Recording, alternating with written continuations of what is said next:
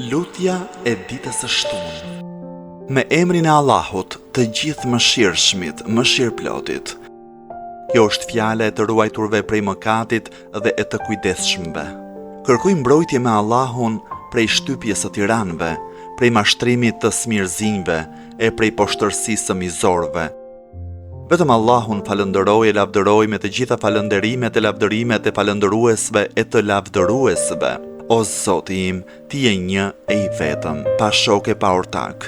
Ti je sunduesi absolut. Sundimin ty nuk ta ka dhënë askush, nuk kundërshtohesh në gjykimin tënd, nuk sfidohesh në sundimin tënd.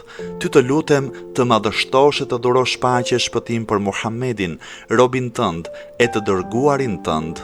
Vetëm ty të lutem, bëj që unë të arri kënaqësinë tënde më të lartë, me falënderimet për mirësitë tua, më ndihmo që t'jem në bindje ndaj teje dhe në angazhim të përpikt në adhurimin tënd.